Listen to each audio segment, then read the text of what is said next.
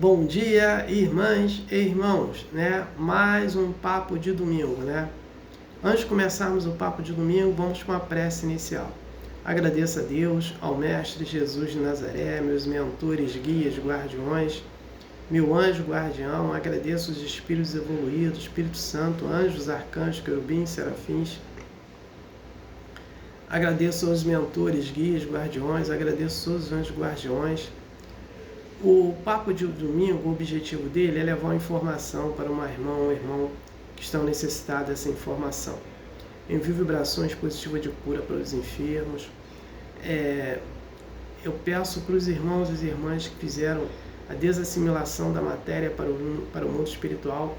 Peço para cada um paz, luz, consciência e perdão. Envio vibrações positivas para os sofredores, necessitados, inadimplentes. Peço paz para todos os países de todos os planetas, né? de todos os países do planeta Terra. Peço paz, né? Entre aí o tarifaço do Trump, né? Para o Brasil, e que muita paz aqui para o Brasil e paz também para o presidente Lula, né? Que resolva, né, esse tarifaço na paz. Peça permissão a Deus para dar por iniciado mais um papo de domingo, dizendo a todos do fundo do coração, dos dois lados da vida, graças a Deus. Comunicado, né? O filme Nosso Lar 3, a narrativa dele será desse livro aqui, Obreiros da Vida Eterna, psicografado pelo médico Chico Xavier e pelo espírito André Luiz, né? Eu vou citar 3 itens, né? O primeiro item é que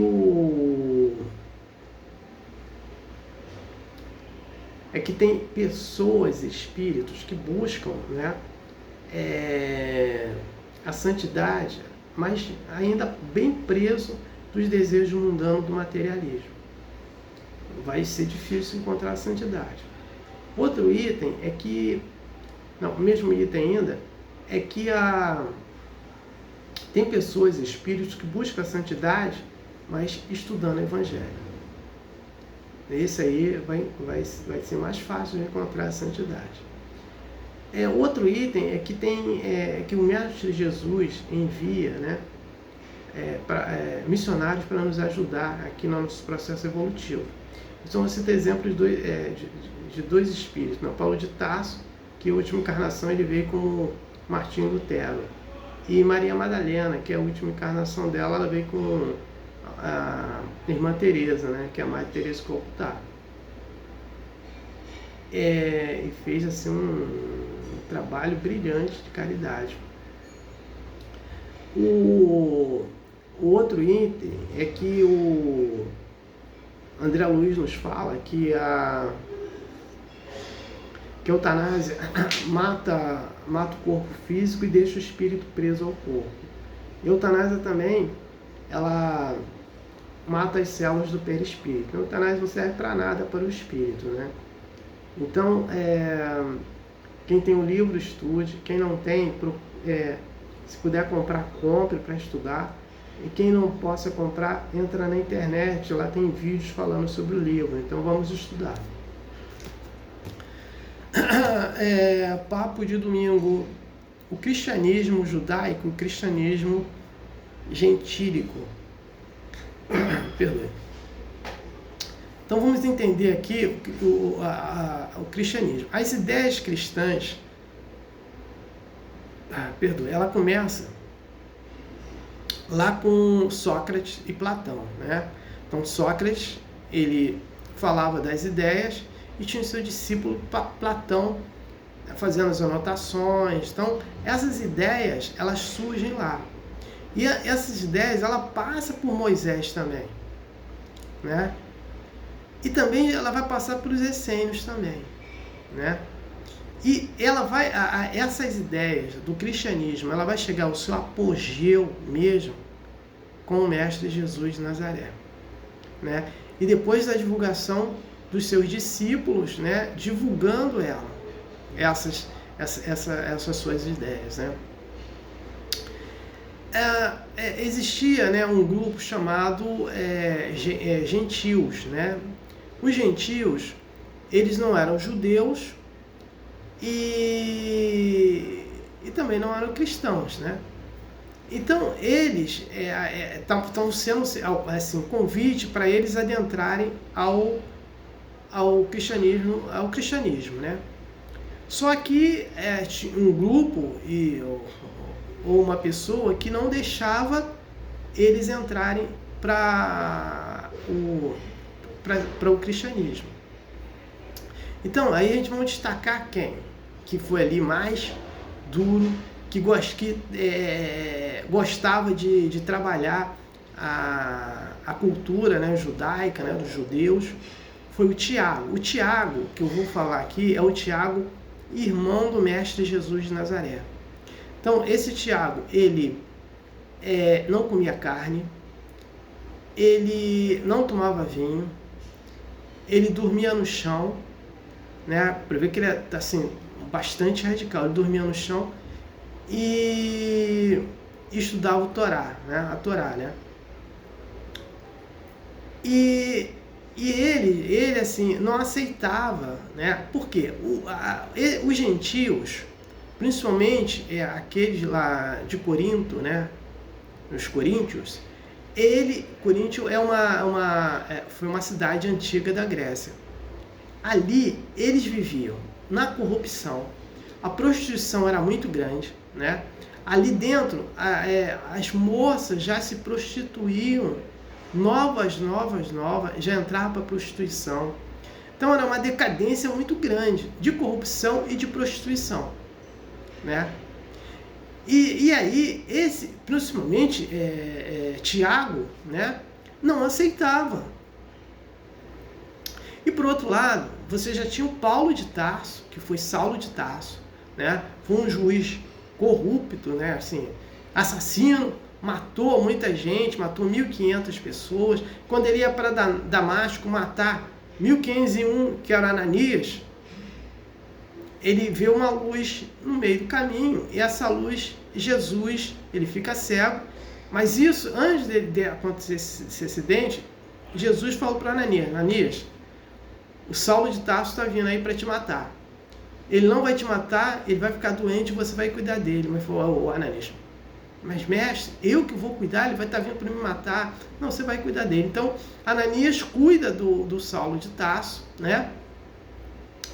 E aí, da cegueira dele, ele enxerga e ele vai ser um discípulo de Jesus, né? Aí ele começa a divulgar o cristianismo. E aí, ele queria trazer os gentios para fazer parte do cristianismo. Mas o Tiago não aceitava ele, né? Não aceitava esse grupo, né? Então, após várias negociações entre Tiago que aí o Saulo de Tarso se torna Paulo de Tarso, né? Então ele não é mais Saulo, então ele muda o nome dele, né? Ele é um novo homem, um novo humano. Então o velho humano é o Saulo de Tarso. Então ele começa a trabalhar, a desenvolver o cristianismo, começa a pregar para as pessoas, né? E aí ele tinha esse confronto com o Tiago. E o Pedro, nessas reuniões, o Pedro não se metia, né? Pedro falava que não tinha tanto conhecimento para entrar no meio da confusão dos dois, né? Que os dois tinham. E principalmente Tiago. Tiago era muito radical, porque Tiago ele queria preservar as tradições do judaísmo, né? Mas o Paulo ele achava que as pessoas deveriam entrar também, porque tinha um detalhe também com os gentios. Os gentios eles comiam carne, qualquer tipo de carne. Já os judeus não comiam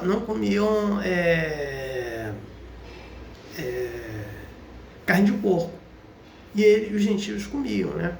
Agora, um detalhe também, os judeus também não eram santos também, tinham corrupto, tinham prostituição também, né? Então não eram santos, mas a devassa, né, que tinha muita corrupção e muita era dos gentios. E esse grupo que pregava o cristianismo, eles combatiam isso, combatiam a corrupção, né? Porque eram os discípulos de Jesus divulgando o cristianismo. Não eram os judeus divulgando o cristianismo, eram os discípulos. Então os discípulos tinham que teve aplicação do evangelho pelo mestre Jesus de Nazaré, com a moral muito elevada. Então era isso que eles queriam fazer também, dar continuidade. E o Paulo de Tarso queria colocar os gentios também junto com eles, né? Então eles fizeram um acordo sobre alimentação.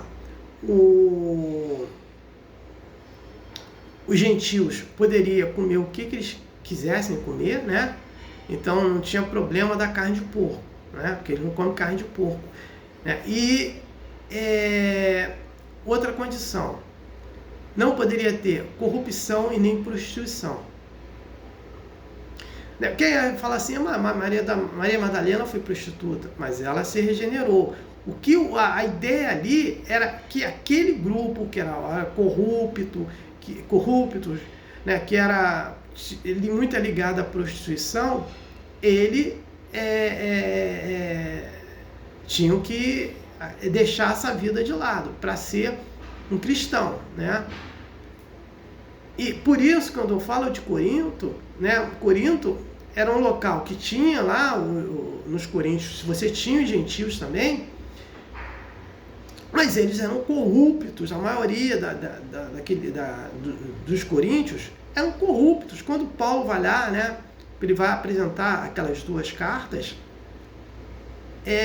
tinha muita corrupção, né? E tinha prostituição lá, assim, era uma coisa absurda. Então as moças novinhas, né, já entravam para a prostituição, né? Então aí eles conseguiram fazer esse acordo, né, entre Tiago e Paulo de Tarso. Então fizeram esse acordo para entrar os gentios, que os gentios não existem mais hoje. Então os gentios são aqueles que não são cristãos, né? Se a gente for colocar agora, mas não existe. Antes existia esse povo chamado gentios, né? Que não falavam, que não eram judeus e não eram cristãos, né? Então né? Então aí vamos ter o cristianismo judaico, né? Com toda a tradição deles, né? Vamos botar assim, judaico, né? E o cristianismo gentílico, que é o cristianismo dos gentios, né?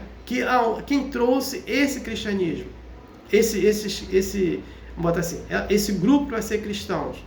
Paulo de Tarso. E aí, Paulo de Tarso, ele defende muito o cristianismo, né? Hoje nós sabemos do cristianismo pela divulgação que teve muito forte do Paulo de Tarso, principalmente seu outro discípulo, chamado Lucas, né? Lucas foi discípulo de Paulo de Tarso, né? Então, Lucas, ele foi um discípulo que ele não teve com Jesus, né? Já o Mateus, que era o Levi, ele teve com Jesus. Marcos, que foi discípulo de Pedro, não conheceu Jesus também, não teve. João Evangelista teve com o irmão do outro Tiago, que era o filho de Zebedeu, né? E também tinha um Tiago menor, que era um Tiago que ele tinha estatura menor. E o Tiago, irmão de Jesus, né? Então era só para a gente fazer esse entendimento dos Tiagos, né? Então Lucas também, para os gentios, ele divulgou bastante também o cristianismo, né? Então o cristianismo, ele foi muito divulgado por Paulo, porque o Paulo, ele não divulgava mais ali em cima dos judeus, ele pegava esse grupo dos gentios, então ele abrangiu bastante essa divulgação, foi bastante abrangente. Como ele pega traz esse grupo, os gentios, para ser cristãos também, ele é obrigado a fazer mais divulgação, né? E depois depois desse acordo que eles fizeram, o Tiago foi morto, né? Tiago, jogaram ele lá do alto, né? E ele caiu, não morreu, ainda começou a fazer prece, e aí deram pedrada nele e ele morreu, né? O Tiago, né? Irmão de Jesus. E aí ficou o Paulo de Tarso lá nas julgações, outros discípulos, né? Mas o Paulo, ele pega essa quantidade de gentios, né? Por isso que ele divulga mais, né? E aí você tem o Tiago morrendo, né? Que ele queria preservar o cristianismo judaico. Então, essa união toda, né? Vindo com as ideias de Sócrates, passando por Moisés, passando por os essênios também, né? Porque muita gente não gosta de falar, mas eu gosto também de citar isso. E vindo com o seu apogeu com Jesus, né? E depois seus discípulos divulgando, nós vamos ter esse cristianismo judaico e o cristianismo gentílico. Então, isso aí, essa informação que eu queria passar. No outro papo de domingo, servir sem esperança de restituição. Também está nesse livro aqui, né, no Evangelho segundo o Espiritismo, autor Allan Kardec, no capítulo 13, que a minha mão esquerda não sabe que a minha mão direita dá. Então, servir sem esperança de restituição. O que é esperança de restituição? Vamos lá. Quando eu vou servir alguém, eu estou ajudando alguém, seja essa ajuda seja material, através de prece, através de alguma palavra, né? Ou alguma orientação que eu esteja passando para aquela pessoa, eu estou servindo aquela pessoa. Agora, eu não posso, dessa forma de servir, eu não posso pensar em restituição, porque essa forma de servir não é uma profissão, não é um trabalho que eu estou fazendo profissional. Porque no trabalho profissional tem que ser remunerado. Agora, fazer esse bem, né, servir, né, sem esperança de restituição, é quando você está servindo, a única coisa que você vai ganhar, pode ficar com certeza, são méritos. E esses méritos vão sempre abater nos nossos débitos. Por isso que uma pessoa que tem um câncer, né, e a medicina fala que ela não tem pouco tempo de vida, daqui a pouco ela fica curada. E a medicina, os médicos não sabem entender por que ela ficou curada daquele câncer, que eles achavam que ela tinha pouco tempo de vida, ela vive lá 10, 20 anos, 20, 30 anos. Né? Então, o que acontece?